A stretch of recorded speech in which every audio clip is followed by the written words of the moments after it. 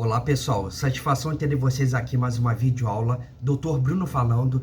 E nessa videoaula de hoje sobre processo civil, eu quero estar aqui falando com vocês sobre a importância da intervenção do Ministério Público em determinadas causas e o que pode acontecer se o Ministério Público ele não for intimado, tá?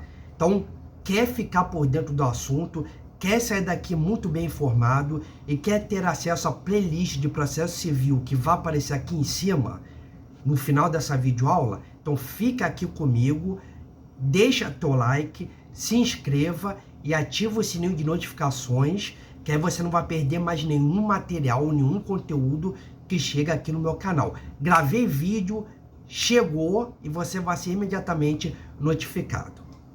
Dito isso, pessoal, vamos direto ao assunto, porque aqui não tem enrolação, tá? O Ministério Público, ele é conhecido como o grande advogado da sociedade, tá? Ele é o fiscal da sociedade. Então, existem diversas causas, principalmente causas que versem sobre o interesse público, o interesse da coletividade, em que o Ministério Público ele precisa estar ciente daquela situação, tá? Ele precisa ser intimado para conhecer aquela causa e, com base nisso, ele aplicar o parecer dele. Parecer, um documento opinativo, tá? Onde ele vai analisar a situação, ele vai acompanhar, ele vai dar o parecer dele, vai dizer qual é a opinião dele sobre aquele determinado assunto, tá? Esse parecer não é vinculativo, ou seja, o juiz, o magistrado que tomar ciência daquele parecer, ele vai ter que ler aquele parecer, mas ele não é obrigado a concordar com o que o Ministério Público decidiu. Mas ainda assim, o Ministério Público ele tem que dar esse parecer, o juiz ele tem que tomar ciência, tem que ler e tem que intimar o Ministério Público, tá? Então, conforme eu falei antes, causas assim de aspecto geral que envolvem o interesse público, o interesse da coletividade, o Ministério Público ele tem que estar ciente, ele tem que ser notificado, tá?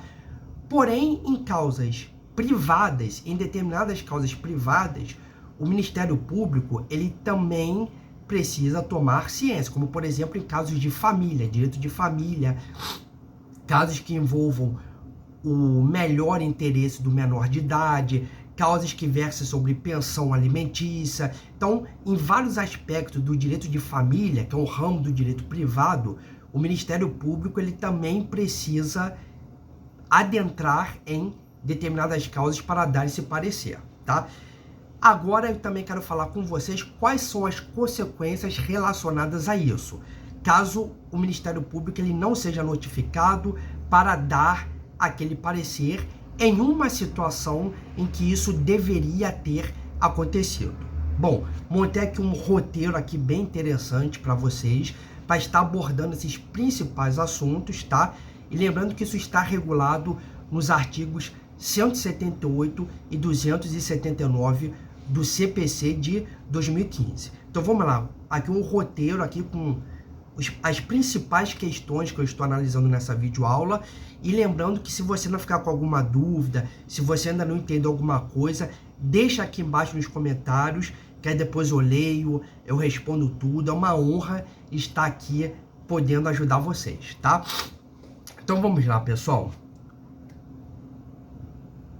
O artigo 178, conforme eu falei antes, ele determina situações em que o Ministério Público ele precisa ser notificado para tomar ciência de determinada situação. Que situações são essas? Olha só, principalmente quando o processo envolver interesse público ou social, conforme eu falei antes, quando o processo envolver interesses de incapaz, tá? Casos de direito de família, casos de direito privado, sempre que tiver um incapaz no meio, o Ministério Público vai ter que ser ouvido. E quando o processo envolver litígios coletivos referentes à terra rural ou urbana, que bem ou mal isso também está atrelado ao interesse público, tá? Posse, propriedade de terras urbanas, terras rurais, e isso está relacionado também ao interesse público. Vamos agora falar do prazo. Qual é o prazo que esse juiz tem para notificar o Ministério Público? Então o juiz pegou um processo, ele viu que esse processo versa sobre algum aspecto desses que eu acabei de falar. Então o juiz ele vai ter que notificar o Ministério Público.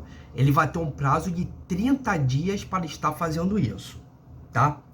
Agora entra a consequência caso o juiz ele não faça essa notificação, tá? Onde está presente essa consequência, doutor Bruno? Se está presente lá no artigo 279. Então aqui um roteiro bem interessante aqui, né? Nesse caso, quando o Ministério Público deverá ter sido notificado e não foi, nesse caso aí pode acontecer uma anulação do processo. Doutor Bruno, essa anulação, ela vai ser de todo o processo? Não. Vai ser a partir do momento em que o Ministério Público deveria ter sido notificado e isso não aconteceu. Então, a partir desse momento em diante, aí sim, tudo que poderia, aliás, tudo que aconteceu, não tudo que poderia, tudo que efetivamente já aconteceu, nesse aspecto aí, vai ser anulado, incluindo a sentença. Então, para vocês verem como essa notificação e essa participação do Ministério Público é algo de extrema importância e algo que precisa acontecer nesses casos previstos em lei. Porque se não acontecer, o processo ele vai ser anulado, tá?